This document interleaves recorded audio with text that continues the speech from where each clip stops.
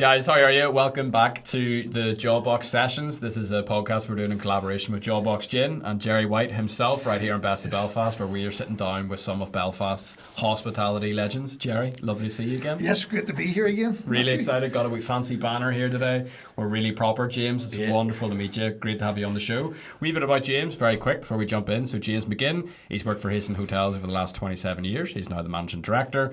James, you've managed presidential visits, prime ministerial visits, you've managed MTV live shows, you've been on 31 episodes of television, which I can't wait to hear all about.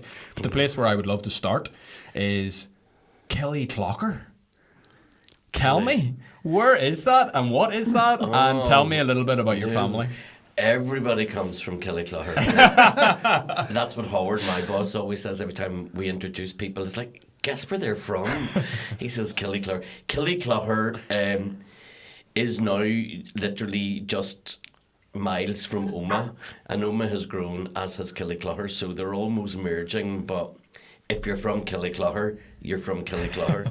You're not from Omagh. So that's where I was born and raised, and God rest my late father built most of Killyclogher and a lot of Omagh.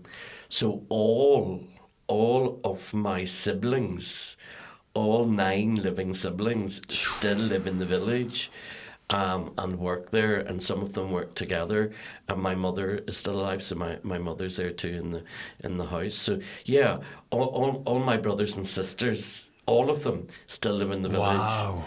I'm the one that left the village. Yeah, you're the only one that left I was the only one in the village, so I left the village. That was a good reason Very to good. Very good. No, yeah, I went to Queen's. I went to Queen's when I was 17, 18, at the A-level time. Yeah. And I only returned once. I lived in London for a few years. And then my dad actually built. My dad was a builder, obviously, yep. And we had a hire business. And then my dad had a piece of land because he land banked, and he had a piece of land that he turned and built himself an American-style roadhouse. So it was a bar, an off-sales, a restaurant, food carry-out, fish and chip shop, and then the equivalent of a Mace store, right, and 12 petrol pumps, and a ballroom. And it was called the Woodlander, and he built it from scratch, from nothing, from a greenfield development. And then I came home from London and worked for him in his hire centre for a year. Yes, it was the cleanest hire centre in all of Christendom.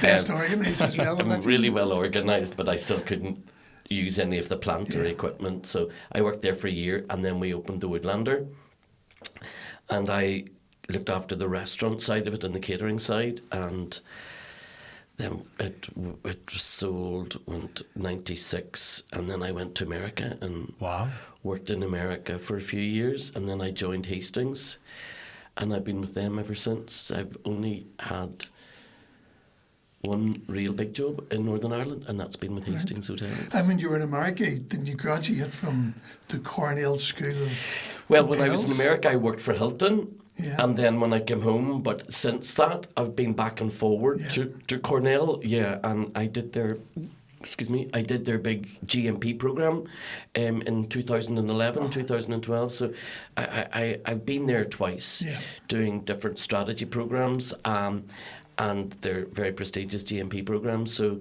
yeah, graduated from there and Ulster University in Queen's. And your first taste and your love of hospitality, it started much earlier, really, didn't it? When you were about 14? Yeah. And you went to work for your uncle? I'm sure, my uncle owned, didn't own Peter. Yeah, he, you might remember years ago, Jerry, you're not from the country, but Knocknamo Castle. It was massive in its time, and it literally was only a few miles from my parents' home, and it had a big facade, like a really grand old hotel. And then in those days, now I'm taking you back to the early 80s. I started there when I was about 14, 15, cleaning glasses, ashtrays on a Sunday night. For him. And then as I got older, I moved into the waiter service, then restaurant service, then banqueting, and then barman.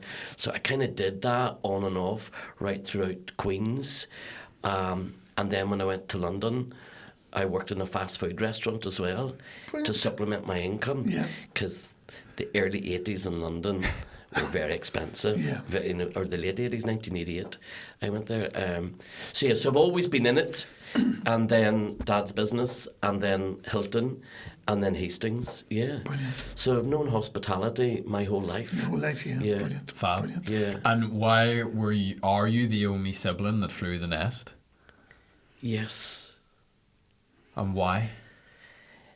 Well, I wasn't going to get my hands dirty, was I? So everyone's building and mucking in and using machinery and plants, and you're like, I'm out of here. Yeah. Do you know what? In fairness, I never. I was brought up. When I say boys, I talk about my brothers, like they were football, hurling, and all of that stuff. I mean, it killed me to have to go to school and do PE, never mind anything else. So I grew a love for literature and drama and theatre. So that kind of was the road that I went down. And I suppose something that nobody might know about me, when I was 16, I auditioned for the National Youth Theatre of Great Britain. Oh, wow. Way back in those days, 15 or 16, and I got in. And I was a member when you're in the National Youth Theatre you actually are a member till you're 21, and you go to London each year and you take part in productions. So that was, I suppose, and then when you look at what happened with the TV show, Brilliant. and that was my first, when I was doing my A-levels, I wanted to go to acting school, but I didn't get accepted. So that's why I ended up at Queen's doing... And you done Irish dancing as well, didn't you? I did do Irish dancing. Come on. Yeah, I did all the right things. I did Irish dancing. I did poetry for Score, for Tyrone, and for Kappa. So I did all the very... As I used to say, sort of. More so than the boys that were doing hurling and football and all the rest. I tended to go towards the girly things, That was the softer things in life, because I was never going to be a builder. I was never going to work with machinery. So I carved out, and I probably was more an extrovert than my brothers are. To be honest, the boys are great and they're great friends of mine. But if you met us, there's 8 boys and 2 girls. Yeah. If you met us, we look similar, but you would then, if you got to know us after about half an hour, you go, Jesus, where did they get James from? He was adopted. Really my mother would often say that. Yeah, But I mean, you try and get home as often as you can. So I do. Very close. Very tight family. Yeah, I was home there. I was working at the Everglades, so I was home Thursday, Friday. I go home this weekend as well. My mum lives on her own, so I do, and I. Very close to my 2 sisters and my brothers, but I go down quite a lot. As often as I can. Sure. Never more than 3 weeks, but, Brilliant. I never leave it. So, what were the forces that took you out of Northern Ireland and what brought you back? Because a lot of people in your situation, they would have flown the nest and then maybe got swept up in somewhere, even like hospitality in Boston or wherever. Why did you come back home? Was it the family or...? Well, London was a choice that I wanted to make after Queen's. And I suppose everybody wanted to go to London in the 80s and try and make it big, but you don't. And I studied accountancy when I first went there, which I hated. And then I came back specifically because my dad was building this business. I was his only child that didn't work for him. Yeah. Wow. Yeah, his only child of 10 children. So then he had built this, so I came home to work for him. And when doing that, I suppose I realised how much I didn't know. So I'd gone back to university again, and I was studying hotel and catering. And then that transformed into hotel and tourism. So I always had a great work ethic. Yeah. We were brought up like that. So when I was doing that part-time, university and working full-time. Then when we lost the business, I got a scholarship from Jean Kennedy Smith, was the ambassador to Northern Ireland at the time, and I got a scholarship that allowed me to go to America, and I went to America and worked there. And I suppose I came home just as the the Good Friday Agreement. Wow. And I thought, well, there'll be loads of opportunity, won't there, in hospitality and tourism. And I missed the family, and. Yeah. So I came back, and I've been here ever since. Brilliant. And I love Northern Ireland. I love Ireland. The only reason we'd go to New York now is if you had a big fancy apartment in downtown and you could live that life. But how do you beat the quality of life that we have? Exactly, It's very difficult. So true. So your presidential visits, tell me about them.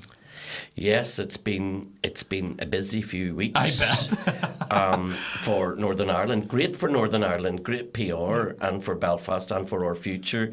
And I suppose indirectly we were very lucky because Biden stayed at Grand Central.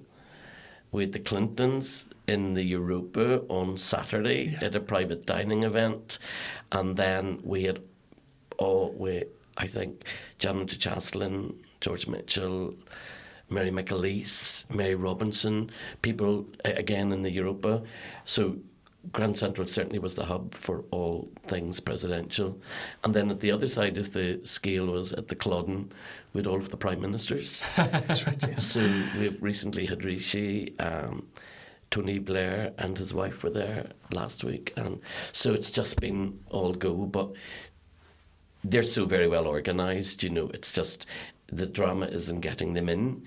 It's not really in the looking after that. But yes, and then I suppose we did the Clinton visit in 98, and Hillary's visit, I think, was in 2008 when she did the Vital Voices. Yeah.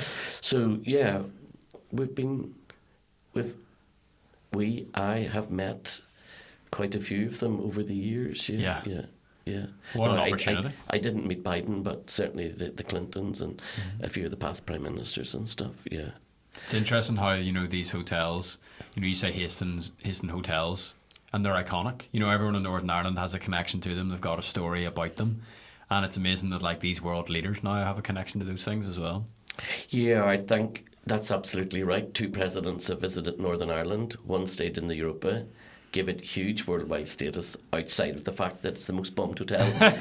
And then for us to have only opened Grand Central in 2018, to have had the second presidential visit hosted at Grand Central, we're very grateful for that. And as you say, the exposure, Jerry, that gives to the building and to Belfast, Belfast. And Grand Central does look a wee bit New Yorkish, in its whole presence. And so I think it was just amazing to see.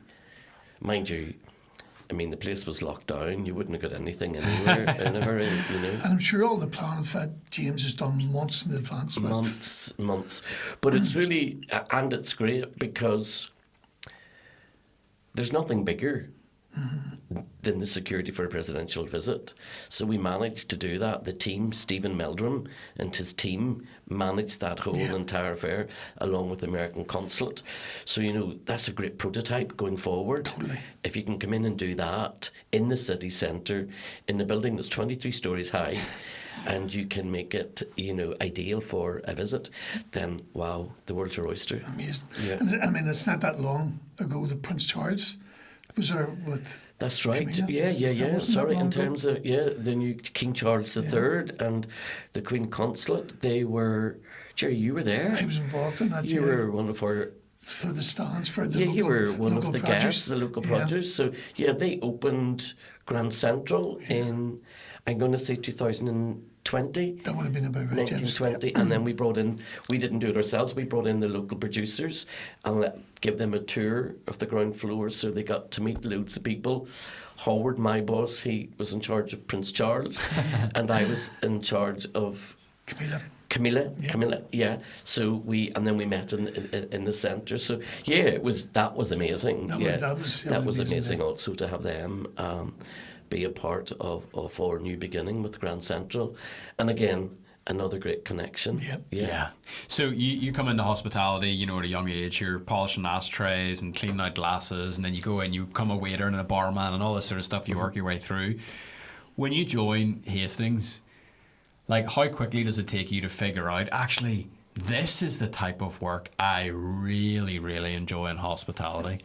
Was there something or a few situations that happened to you where, like, actually, see this whole people development thing, see this whole management side of things, I actually really think I'm cut out for this? Yeah, the people developing the management thing comes after. It comes after you do the long hours and the hard work and all of that.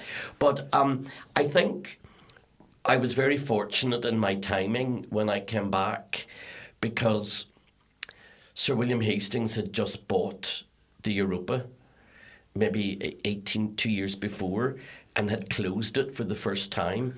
And probably only time. No, we did close recently for something, didn't we? Oh, COVID. I thought you were being funny now. Yeah. How could we forget the COVID thing? And then he spent a lot of money in rebuilding the facade. Do you remember? It was if you remember the old Europe, it was very straight up, straight down with the red sign. And in fact, in our days, Jerry, it had the huts outside. The huts outside, you had to go through, security, and they had to search you and everything before you even get into the whip or saddle or the carriage rooms, and then the penthouse in the top floor. So Sir William had bought it, had plans and rebuilt it. So having come from America and been exposed to, like, the lovely hotels that exist in New York, and I'm not belittling anyone, but the Europa was that brand new pin. It was really shiny. It had marble floors. It had all the glitter and all the thing. And when I walked in, I thought, actually, my mum was with me. I thought, this is the place I really want to work, I think, of all the hotels that I've experienced. But working in America is very different to working in hospitality. When I joined the Europa, I joined it as the Quality Development Manager, a very posh title, and it was all about the European Foundation of Business Excellence. It was all about EFQM, and it was all about business strategy and modelling and quality. You know, total quality, ISO, etc. So it was a wee bit academic, but the amount that you had to learn, because this is Northern Ireland, it's, you know, you had to learn sales, marketing, every element of the business, which I did do. Yeah. And I focused really, really hard, and worked really, really hard in my first years to impress the bosses. And I probably came back quite late. You know, from America, I would have been about 28, 29, maybe 29. And, you know, coming back and restarting, I was starting, nobody knew who I was. I had no reputation, nobody knew me. So you had to work your socks off in order to make it, you know, and stand out, I suppose. Which you did. Immeasurably. Yeah, I'm hardly a shrinking violet, am I, Jerry? You know, and that probably is part of it. That's not my work face either. That's my face, and it just the work together. It is a job, and it can be really, really pressurizing, and you go through some great highs and great lows. But you either love it or you just will not want to work in it. And it's given me a great life. Hospitality is. I mean, it's almost a calling. Well, you know. And some people are brilliant at it, and those that are, they're better than that. How many years were you in the bar? Just over 35. Yeah. Started when I was 3.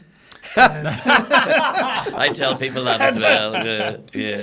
But I mean, just on the wrong side of 50, I think. I must admit, I just love the whole Hastings ideal, where it's promote from within and look after your staff and the training and everything gets done. And you're obviously a big part of the Hastings family.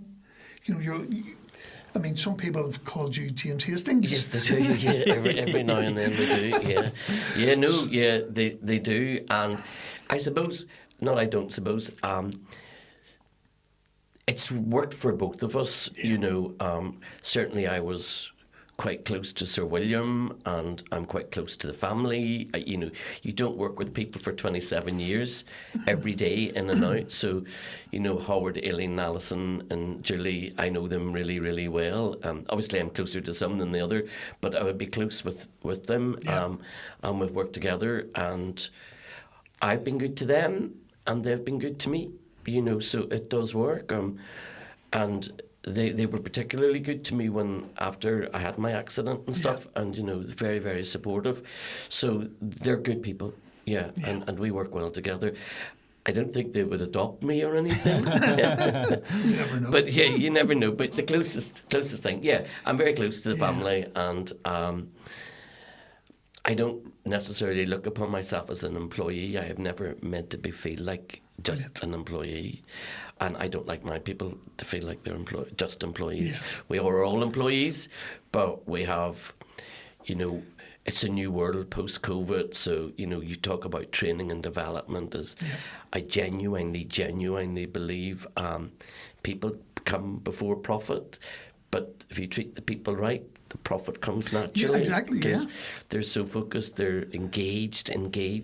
When they're disengaged, that's when the issue is. And they all feel part of the success of the story. And well, we do celebrate and all. We do make it yes. very personal. And we have our annual conferences, and we joke. I joke about my boys. And very sexist. It's that I all my well, yeah. There's some very talented females as well within the group, but yeah. You take the likes of Stephen, he's come through the ranks. I came through the ranks. Andy has come through the ranks. Niall has. Scott has. James has. As you say, Jerry, that idea of creating your own is very important because it's very difficult sometimes. It only works if your values match. True. If there's a mismatch of values, then there's a gap. And recruiting from outside with any business, any organisation, I don't believe an interview or two interviews give you they give you a strong indication, but you don't get the whole picture until you're in, and that's why you have your probation reviews, etc., etc., etc. So, yeah, it's important to create an environment where they're valued, trusted, and they know you genuinely care. Yeah. And that comes across immeasurably. I mean, when you're visiting a hotel, having a meal or having a drink, or even on the lobby lives and hotel people, it came across very well. I mean, there was some brilliant scenes. And some scenes you were sitting going, oh my God, why are they allowing that to be filmed? Yeah. Well, in fact... But that was the honesty of the whole thing, I thought. It was brutally... I know some people, and golden rule in life is don't take yourself too seriously. Yeah. Nothing's that, no one's died, so, say all you want to say. But I genuinely believe that was as honest as you could get. Yeah. There were 2 production crews, not 1. So I was not in control. Mm-hmm. I mean, there were other people. There were 4 hotels, 2 crews filming for 3 months back to back. And then they obviously go into an editing suite and they make it. So, and we had no editorial rights. Yeah. So that's a lot of trust. Lobby Lives, which was 20 years ago, that was brave. 20 years ago to do 25 episodes of live or of reality TV. And thankfully, the grace of God, Jerry White, there was no such thing. The mobile phones and social media didn't exist, or I would have been dead. You can imagine your nights out, those famous Sunday nights. Mm-hmm. Right enough. When you think of what the young people put up with nowadays, nothing is private. I remember one night coming out of my partner and I coming out of Paul Rankin's restaurant, and we were in a cab, and this guy saw me sitting in the cab, and he was like, "There's your man from Lobby Lives." He was furious. He wanted to drag me out of the cab and beat the life out of me. I'm not joking you. My God. And was calling me forever, only that the cabman was fantastic. Yeah. And actually, I think he was ex-army. He managed to get us out of there and lead me back to Europe. And he was so decent, he called in the next week to see if I was just okay. Make sure you're okay. Yeah. Wow. So there's the good side, and then there's the not so good side. You never think it, never imagine that there is that negativity towards. Oh, I think 20 years ago. Well, yeah, I suppose. Yeah. You can imagine life was different on the street when you used to walk down the street, and and you were James McGinn. Whereas with lobby or with hotel people, it was completely different experience. Completely different experience. There was no... I think people just liked the show. Yeah. And it wasn't intrusive at all, and because I'm older, I'm obviously in my late 50s, so it was easier for me to, but the younger characters in it loved it. Yeah. But I think it was honest and it was real. It was who we were. We made mistakes. We fixed them. We did things really well. We took the praise. And what was so different about it was we knew we were going up against the likes of the Savoy, Claridge's, all these very, very, very, very posh, swish hotels. They weren't going to show that, coming. I'm sure the same things happen, maybe in a different way. But I think it was just for the production company coming out of COVID. It was the perfect reason to do it, because you saw it when it wasn't so good, and the difficulty opening. Like you'll probably remember too. Opening up and starting up and everything that you had to do. And then the rules were just constantly changing, Jesus. so you didn't even know where you were. Risk assessments, and we need to had to spray everybody by the time they went to the toilet, and you reduced your capacity to half, your housekeeping. I mean, when you reflect upon what we did go through, it was really, really enormous, and probably never happen again in my lifetime. But then to try and recalibrate, and go at it again, and get the hotels up to that, to functioning at that speed, the speed at which they're now running, and I think the whole employment thing has settled itself slightly. Yeah, I've noticed, because I think everybody, because COVID sort of, a lot of people had to be laid off. A lot of people went to different jobs. A lot of people went to likes of Amazon or whatever. And then they went, well, this is a different lifestyle. I finish at 3 o'clock on a Friday. I don't work Saturday, don't work Sunday. So there's a different quality of life. And a lot of good people were lost to the whole of hospitality. Absolutely, yeah. But there seemed to be a new breed of young people starting to come through now. Yeah, I think there's quite a strong campaign going on at the moment, and rightly so, to try and encourage people back into the world of hospitality.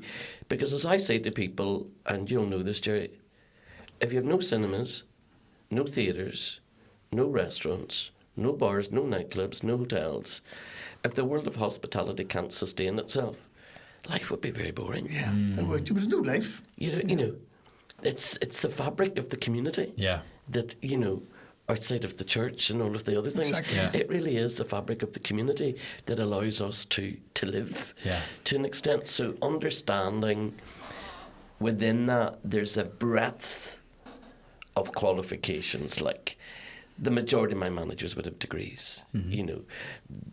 There's engineering, there's food science, there's just loads of business, accounting, sales, marketing. There are so many opportunities that exist within our business. And what I tell people is that it's fun, it's interactive, it's a bit sexy, depending on where you work, and it's all about food and fashion, and it's fast moving, and I think you really get to learn so much.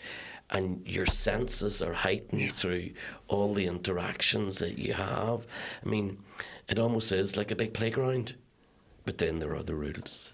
Oh, yeah. And if you enjoy it and you love it, just like you do, you go anywhere in the world. You could work anywhere in the world with hospitality. And I think that's the amazing thing. If you have the courage, when you're young and you have the courage, I would tell people, go away, work abroad for a few years, because then you'll bring all that skill home. Exactly. And then you get to our age and you don't want to move away and you don't want to, do things like that. You're very happy and settled, but you can go anywhere. Totally. And there's no doubt about it. I honestly believe, and I've said this in other ones, Irish hospitality, nobody does it better than us. So whenever you go away, they want you. Yeah, it's very genuine and authentic. Pick up other sort of qualities and ideas that then you can bring back home with you. Yeah. And there's also, I think, a lovely feeling of family within we all look after each other. in the hospitality Yeah, industry. it's a community, isn't Yeah. it, really? There is a community that exists.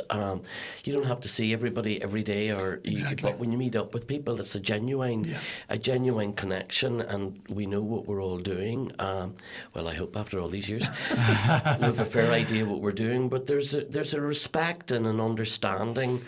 And I think what we try to do now is bring a professionalism to it. You know, Yes. it's a huge industry with many different sectors within the tourism scope. I mean, there are so many, but again, they ask you what's the common winning skill or attribute that you need, and it's attitude. Totally. It's totally attitude, you know, and that not. You're never subservient, but you like to serve. Yeah. You like to please. You like human connection. You're highly emotive. So I think all those things come to the fore, and you do see people shining because they naturally do it.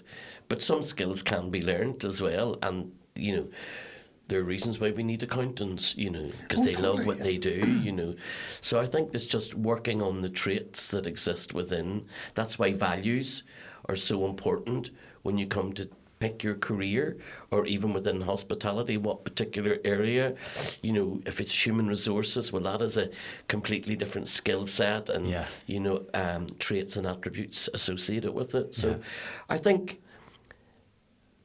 wonderful opportunities, you know, if we were younger, you know, and again, look where you've ended up, Jerry White. Exactly, and that's all because it started in hospitality. Yeah, and in a bar and curating drinks, and all of a sudden you have Jawbox around the world.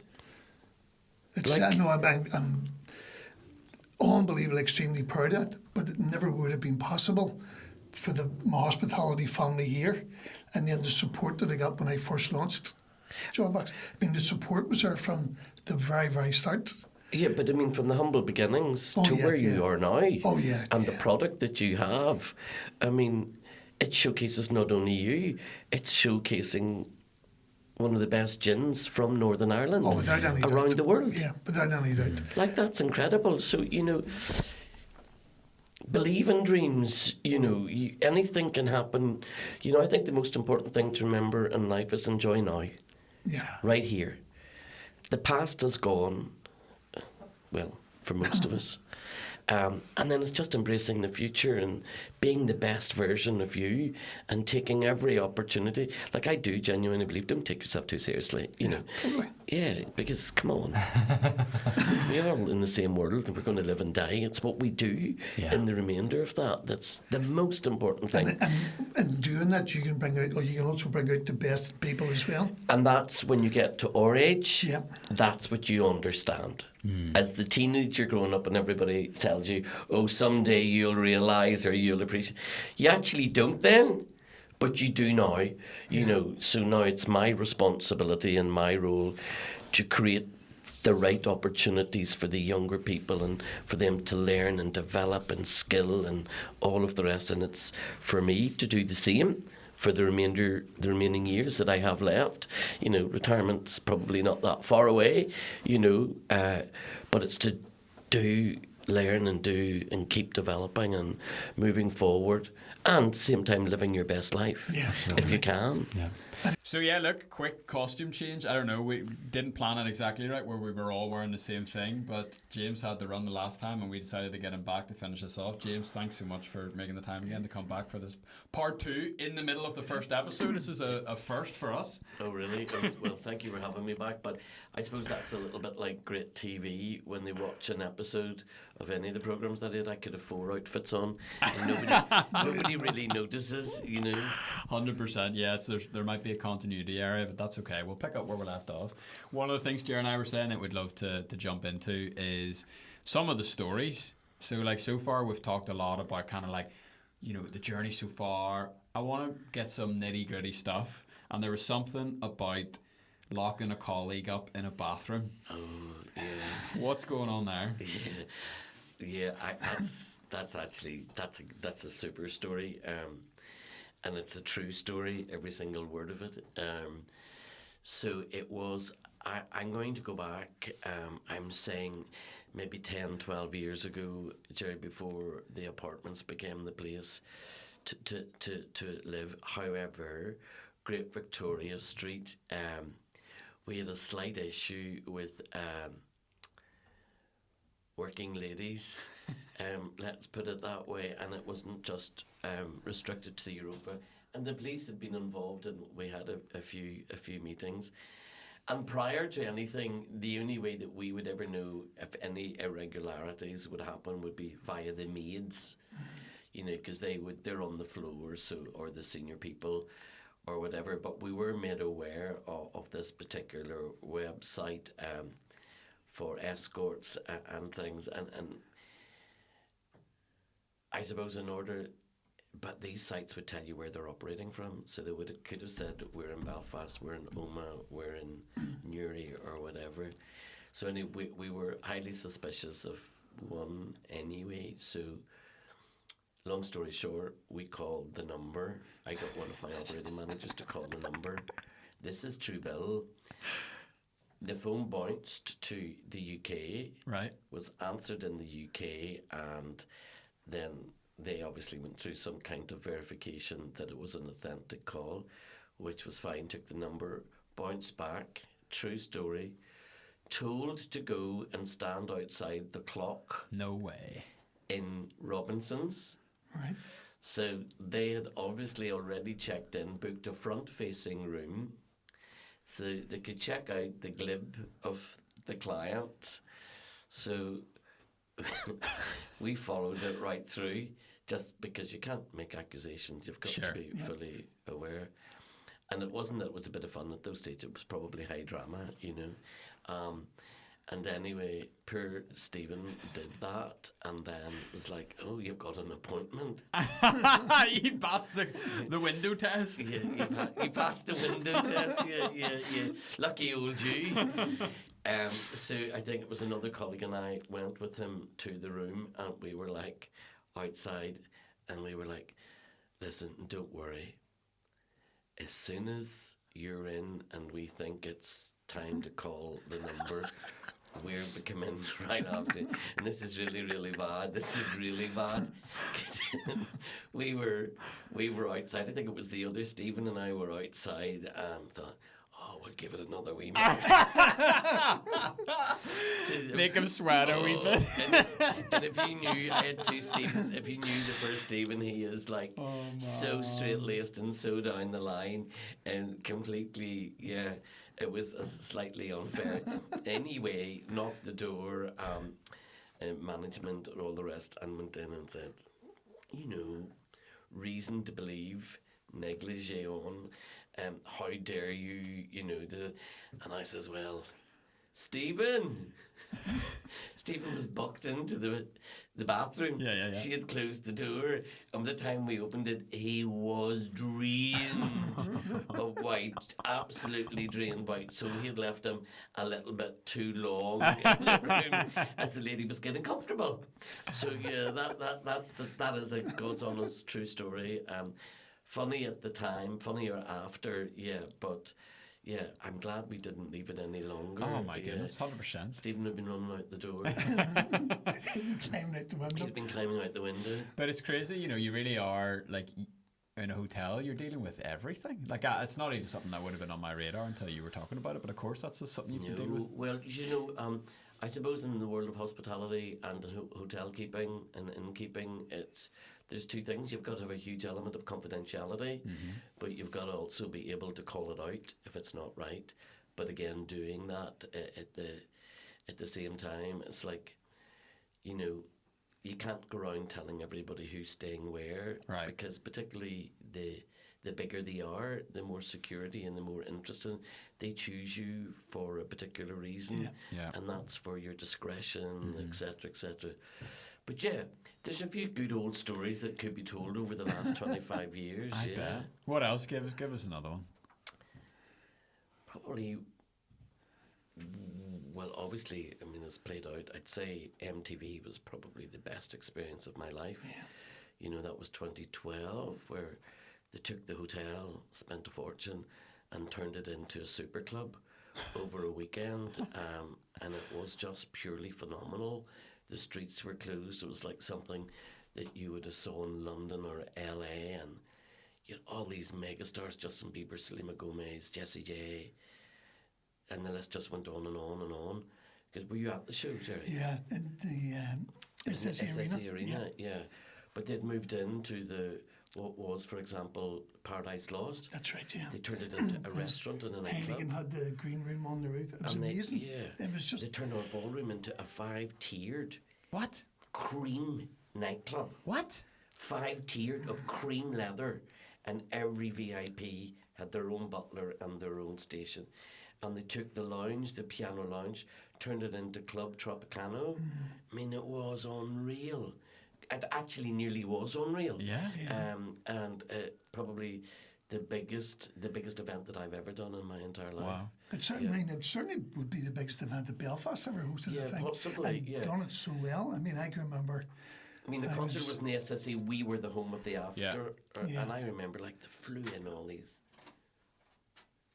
models of every gender, so that they were all like playing, and there were people coming in thinking, is this a super club? Because it just went from floor to floor, and they were upstairs as well. These guys were coming over months in advance, booking out restaurants, booking out bars. Yeah.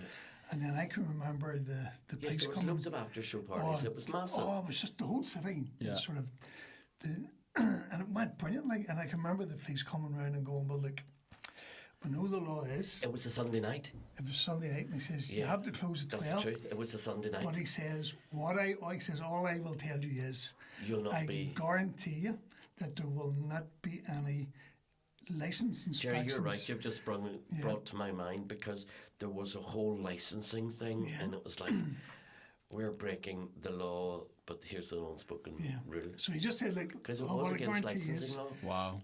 We will not be doing any license inspections before 3 a.m. So we were going, this is great, stay the bar open. But the John Hewitt being the bar it was just all the 3 regulars punters, and we were going to be like, you're all right. There's loads of people about the town, loads happening, you can stay on. Oh, no, you know what, it's past my bedtime, I'm going to head on. So they were just, that was just their normal life then, but I remember going to this, and it was unreal.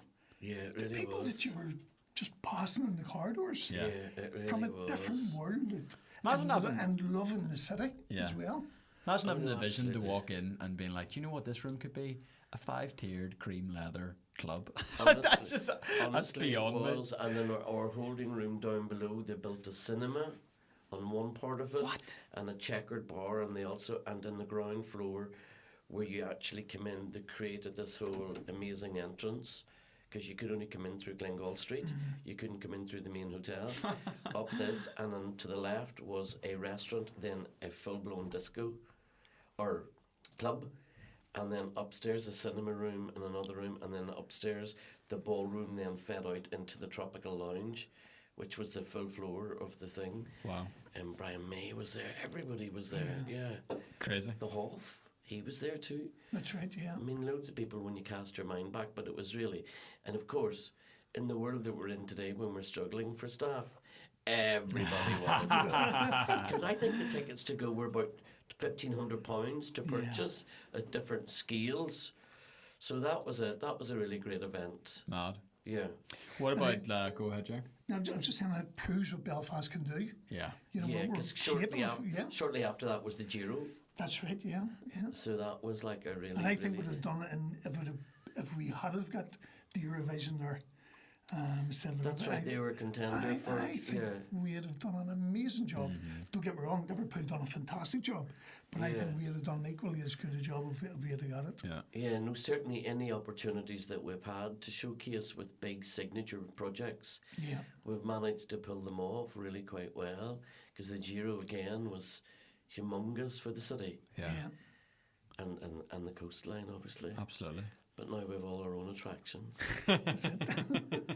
What about drugs? What about guns? What about, have you ever had any close calls?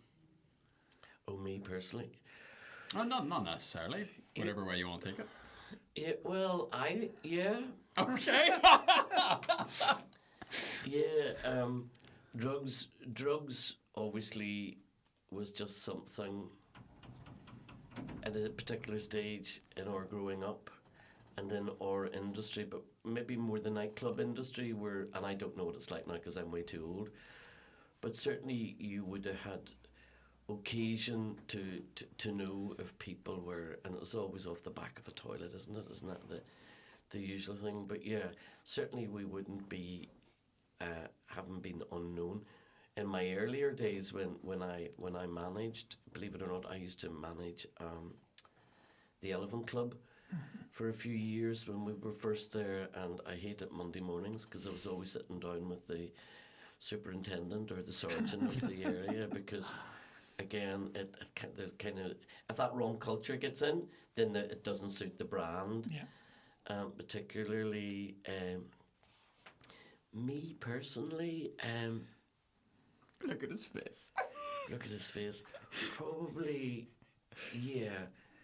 And it never really became a momentous moment in my life, though it was. At one stage, say it very quickly and things. At one stage, I was held up at gunpoint, yeah, and a substantial sum of money taken from me on daylight on a Wednesday afternoon in East Belfast. Wow. So, yeah, that was quite a momentous occasion, and I literally could see them. I could nearly play you it in slow motion.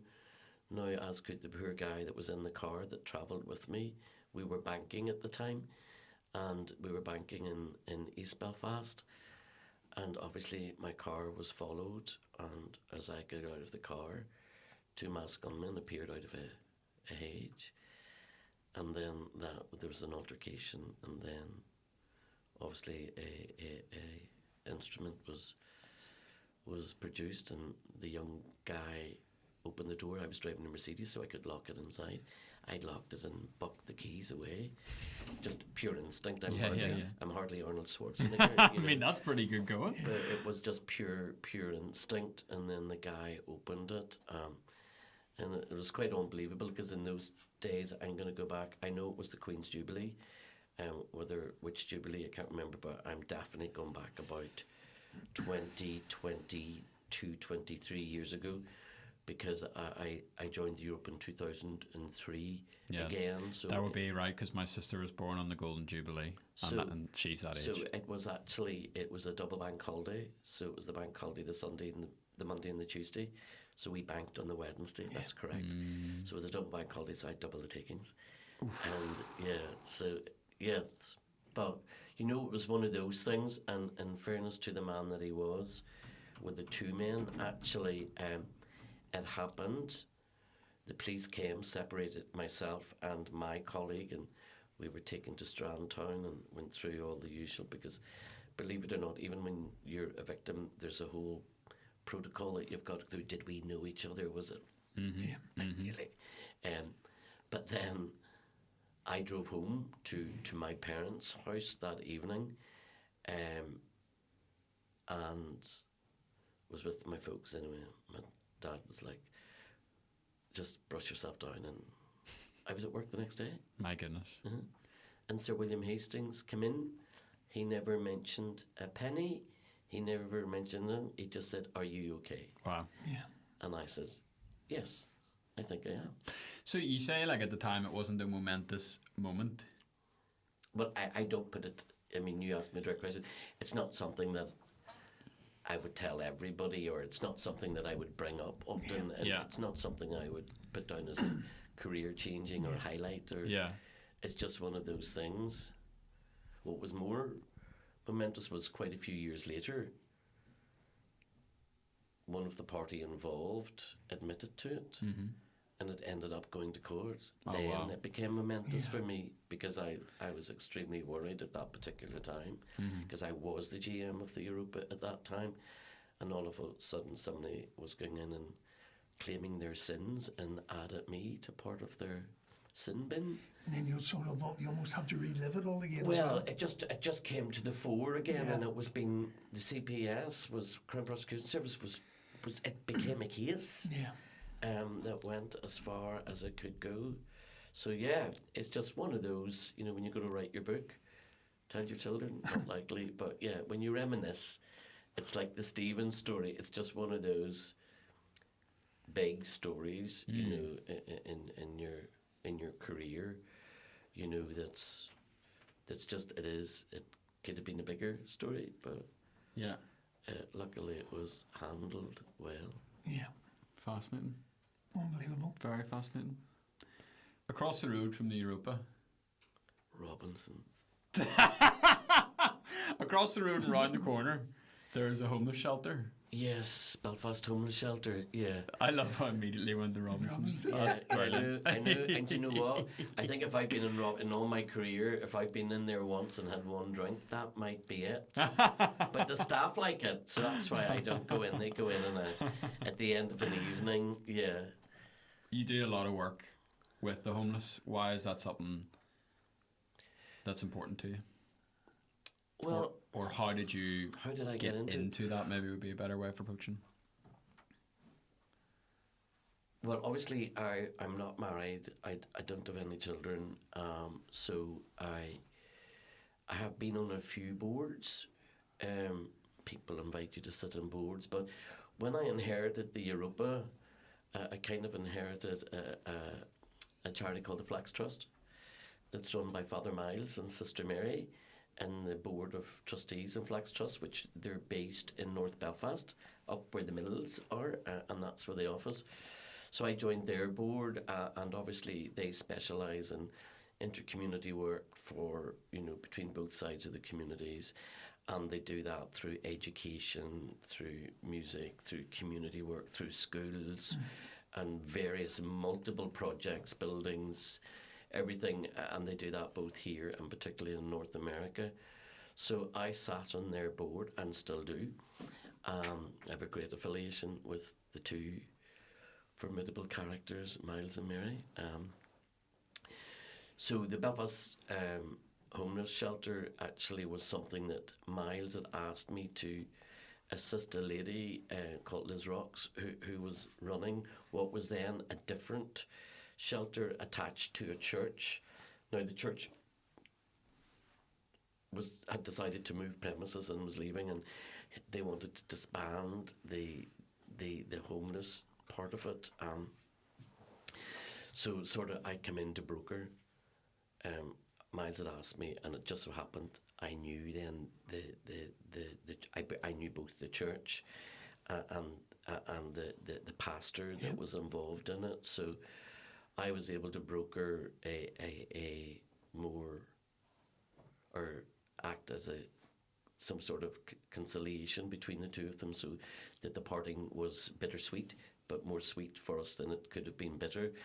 And then at the same time, I got to know Liz and the work that she was doing, and Aware, I used to sit on the board of Aware as well, and I kind of have an affiliation with mental well-being and mental health, me personally, but also without going through all that road, but also the compassion and the scope of the work that they were doing voluntarily in this one building, and all they needed were some people to help them build or re-cement the foundations of what already was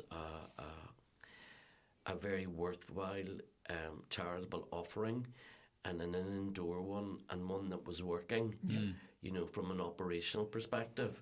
I suppose that was 2019, 3 years later. We're still trying to build the foundations of a business, a sustainable business that we can offer throughout the city of Belfast, because we currently, now I say we, it's really they, I'm only a conduit that helps this happen. Liz and her team, they provide services, everything from clothing to food to signposting. You know, they're all trained in naloxone, and they've built a community that assists in Belfast for people who are on the streets. The people come in and just to speak to people, or we have a recreational room. They get fed. Some people just arrive from prisons on buses, no money, nowhere to sleep that night, so we provide sleeping bags.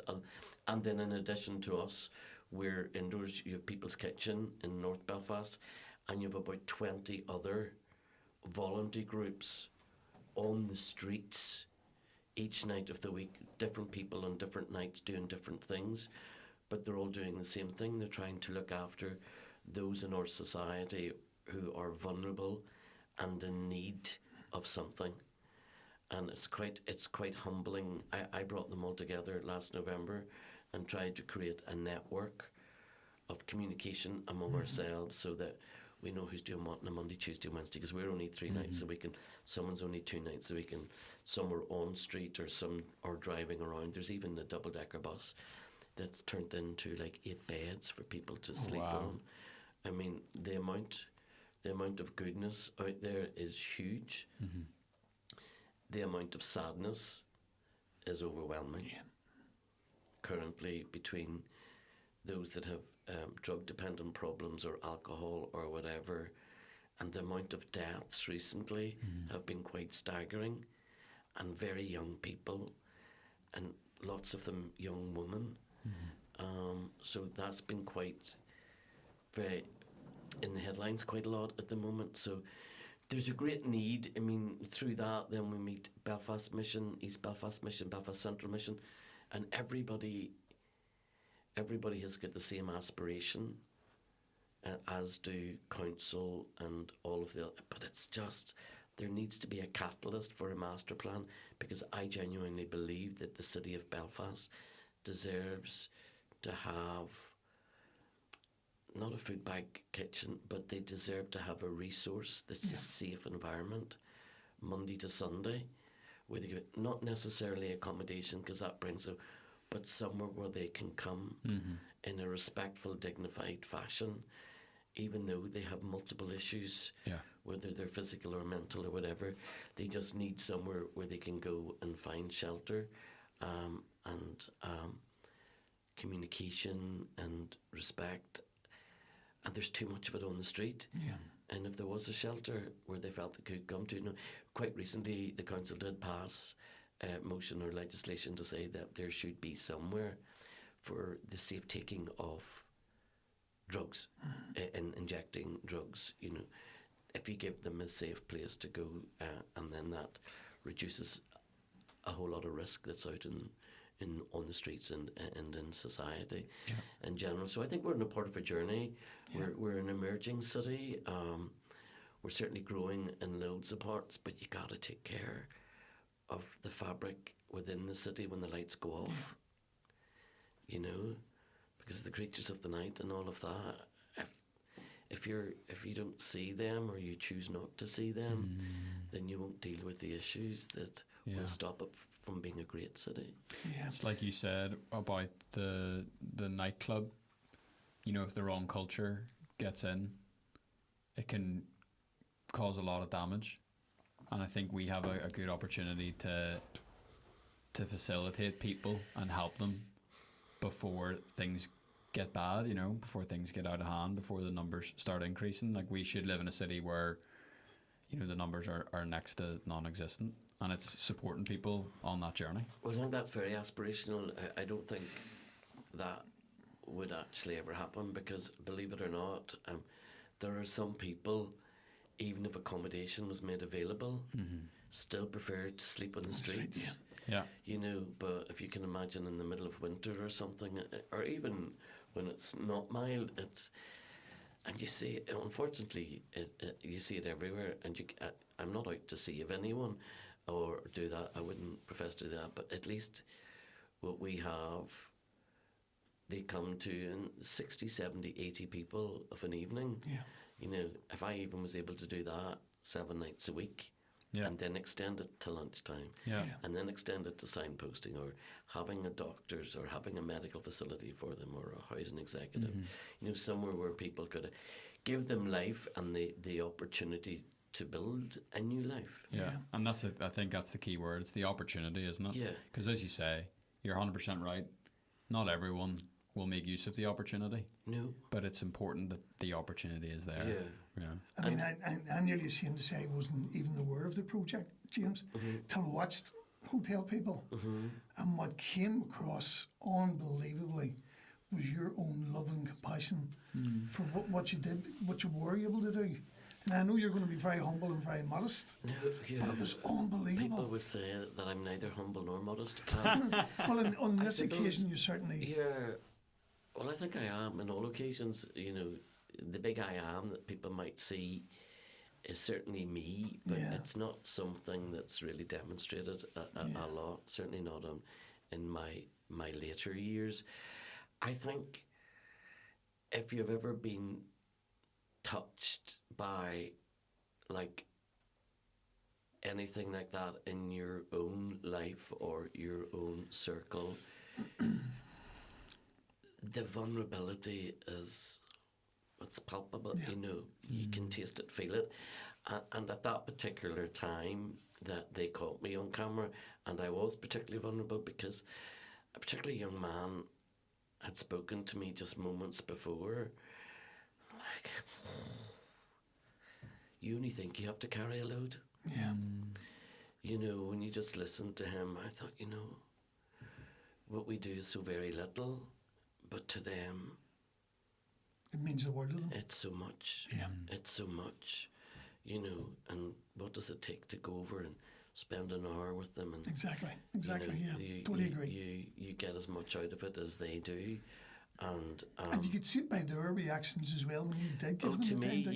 yeah. No, absolutely, because, you know, they see James, but they think, you know, it's James, you know, whereas, yeah, no, it's worthwhile. It can be difficult for the volunteer. We have 60 volunteers. You know, I don't volunteer. I don't train. I'm just there as a support. Those girls and gentlemen are magnificent. Yeah. I think what's kind of stood out to me is, isn't it interesting how the world of business has given you important skills that you've been able to deploy in this area? And the second thing is, when you were talking there, it kind of stood out to me that you have dedicated yourself to a life of service. And I know that's very awfully, but it is the truth. And we were talking, you know, way earlier in the first half of the conversation, kind of joking about retirement and stuff. How do you start to approach that concept of retirement? Because you don't necessarily strike me as someone who will, you know, just go on the beach every day and sip Mai Tais. Though maybe there will be a period where it's right that you do that. No, I would say no. I'd say in my days I probably sipped too many Mai Tais. You know, I am the person who I am. But no, Jerry probably would know it. Like in my younger days, absolutely, I would have. Well, Lobby Lives, you know, the first TV show in 1995. It very much threw me into into that world of being recognised and stuff as well. And at that time as well, of course, we had places like Larry's Piano Bar, my favourite place in the world, you know. A GM, if I used to finish work at the club and I'd still have my suit on or something, could be seen at 4 o'clock in the morning, Larry's Piano Bar. You know, I certainly had my days of having, I've had a good life, absolutely. So my career has served me both as well, but I suppose you try to be the best version of yourself that you can be, and I come from a huge, big family that are very supportive and very giving, and we were always taught how to work hard and try and excel. Not excel, I wouldn't say that's not true. We were all just told to work hard. But for me, for whatever reasons and insecurities and growing up, I did always want to excel at what I want to do, and there's 1,000 reasons for that, you know. So because I was always afraid of failure. I mean, that was the biggest thing that drove me throughout my whole life and my whole career. I needed that security, which when I found and have had that, then the charitable work became equally important, whether it was through Flax Trust or Aware, or I used to sit on a few other boards. But the homeless one is... Homeless and Aware are quite well mixed, and Aware is adopted as our corporate charity for our group, Hastings Hotels. So we work quite well with them, and in building a whole workforce mindfulness and well-being focus for our company and for the hotels and the people within it. And then the homelessness, just it kind of bridges everything that's for those that are vulnerable in our society. And they're not vulnerable dangers, they're vulnerable, I suppose they're more vulnerable, and they're not a danger to others, but they're at a danger to themselves, Sure. you know, more than anything else. Yeah. And then again, you know, with the way that society has developed and the current economic environment, we get people that come that just can't afford. Mm-hmm. They're not earning enough money. They just come. I think Johnny, he was on the TV shows, just say, you know, I don't earn enough. I come here. This is a wee community, and they can play pool, or they don't have darts or anything. And there's a little bit of chaplaincy and stuff that goes on. So, so it's all good. Cool. So even for their own mental health, it's a great resource as well. Oh, you know, just somewhere to touch base and see similar people and people that you know that would genuinely. Liz and her team. Honestly, they're amazing people, amazing human beings. You know, I'm not an amazing. They're amazing human beings. Mm-hmm. I just assist where I can. That's all we can do. Exactly. All we can do. If you could go back in time to anyone in Northern Ireland, dead or alive, so you don't have to go back in time, and you could take them out for a pint or a coffee or bottle of wine or whatever it is you're going for. Anybody in Northern Ireland. Who would you take and where would you take them? This Larry's Piano Bar sounds pretty good. No. No, it wasn't. I got my knuckles dropped once for taking a group of visitors. Really? Yeah, but it was really good fun. Who in Northern Ireland? Oh, wow. Well, Liam Neeson, I would certainly like to have a coffee with. I'd always aspired to be an actor. Oh, nice. Yeah, that was my first. How great you ended up on TV, hey? I know, that was my first big love in career. I had been a member of the National Youth Theatre of Great Britain, and I was only 16 when I went to London to do a few things. So it was always my ambition, but I think for him not only to come from Northern Ireland, but still to be, again, as humble. You know, I haven't met Liam myself, but I know that he's been in and out of some of the properties, but he's had great longevity and was always true to his roots and how he managed that and to reinvent himself so often, I think's really, really powerful. I think also maybe the aspirations of some of our politicians. I think that would be a really good conversation, particularly those that brokered the Good Friday Agreement, how they got it to the stage that they got it to, through the face of adversity. Though I lived through it, I don't think I really understood it. And of course, retrospectively and historically, at the moment, because there's no executive, it would be quite interesting how they would tell the others to behave and act in order to get things going. But yeah, I think just art and literature. I think Belfast, Northern Ireland, has a lot to offer. From loads of perspectives, you know, the quality of life that you could have, the opportunities that we could have. I think people come and see the city now and enjoy the vibrancy and look at the food and drink offering and the hospitality. I think that we're still very, very strong for that. But I'm trying to think of one person. I'd have Just to think. when you mentioned Liam Neeson, and this, you can correct me if I'm not 100% sure I'm right or not, but he normally would stay at the Culloden. and he has one request for a meal every time he stays at the club. Black pudding And champ. Wow. So that is true. Then. Urban legend, unbelievable. Apparently, it's just that's black pudding and I champ. suppose like when you're away all the time and you miss your home comforts. Yeah. And someone had greeted him when he did arrive, and they just said welcome home, and he just loved all that. Yeah. But I think he's a massive affiliation to Northern Ireland. No, totally. Yeah. But I always remember the story about the black pudding and the champ. So That's off this really- place. And Isn't that it? is truth. Yeah. So off this place. I'm going to wrap up. Anything from you, Jerry? No, brilliant. It's been certainly a podcast I have been looking forward to for so long. It has been a pleasure. I know how busy of a man that you are. Well, a wee bit. Yeah. But you always make time for the right things. And you were trading the floorboards last night as well. I was at Miss Northern Ireland last night as chairman. I'm chairman of the judges, and then obviously one of the key sponsors. And Alison Clark, aka Alison Campbell, was home, so it was good fun to catch up with people as well. And it is always, and the speed at which a year is going round is not very nice, Mr. Jerry. Yes, you no, I know. Mr. Jerry, Unfortunately, I know all about it.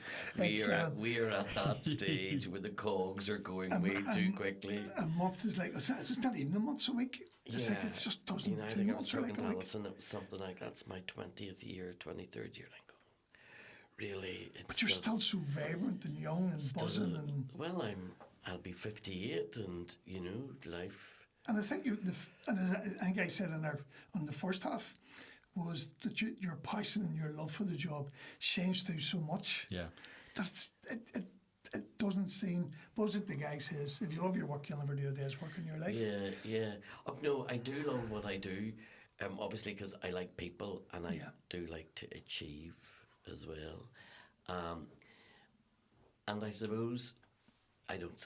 I know I'm only as good as my team. Yeah. They. Would you make the team? Well, I make some good teams. I make some mistakes, and some teams like me, some teams don't. But I think as I've got older, the best advice I could give anyone is, particularly when you get to our age, is your truth. Your truth. Yeah. If you remain to your truth, then that's great guidance. Yeah, that's great guidance. But team. I am passionate about what I do, and I love it when it's right, and I love creating it. But it's the people. It's the people that make it. It's your teams. You can build the nicest bar in the world or the restaurant. You have the wrong team in, the wrong behaviour, the wrong attitude, then the experience won't be good. Yeah.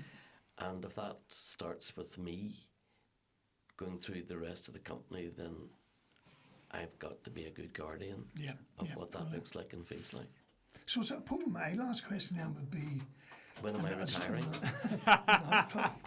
Hospitality. The thing is, when you do get time off, and you do go out, just not even to me, just to go and have a drink, socialise. What makes a good pub for you that you can actually relax and enjoy? Well, I haven't been. I went to Donegal or Downings just 2 weekends ago. Oh, Downings is class. I was with university friends, and we had this lovely bungalow or Irish cottage. Yeah.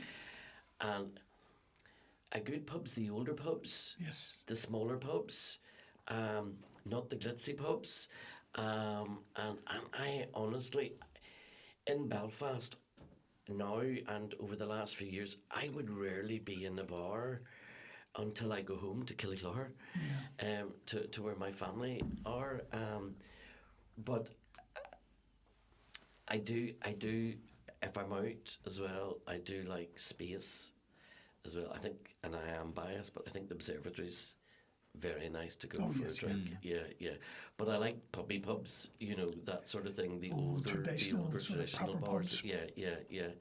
And if I'm not working, I'm either with my family. I have a very small circle of friends, and we tend to dine out, as opposed to going to pubs. Now we would dine out, or actually, or go to each other's homes, less my home. I'm lucky. I'm lucky because whenever they have dinner parties and it comes to my turn, it was like, oh, how do I do this? Oh God, Van Morrison's on. I'll invite 6 of them to Van Morrison. That's me out of jail free. Very good. Yeah. Brilliant. So I make it up in other ways. Well, James, Jerry has a gift for you. So, yes, Oh dear. as in the tradition In my of the tradition, John Box my license, favourite thing in the world. You couldn't be without presenting you with a Oh, button thank of your you. own job. Thank you so much. That was, I actually have one of these. I would hope you had more than No, one. I have a few in my thing, but I have one in the presentation box. Yes. Oh, unreal. That you give to me On for our doing your wedding. day. That's right. And I still have James it in its presentation gave us box. the most amazing wedding day that I Yeah, and I still have Never that. I've could have, decided never not to could open have. that one. We I'll were keep that so one for a well wee looked while. after. Yeah. Wow. and it was so important to me because I'd met Claro in Europa. Yeah, That's where we yes, met. that's right. So Yeah, the whole yeah. thing It was a whole. came round and we started there and ended Don't you there. find that? And I know, Matthew, you're much younger, and I find it more and more as I age. Things from your past, your middle, or your present, things come full circle. Yeah. It's quite frightening how it can come full circle, either with friends or family or just some things.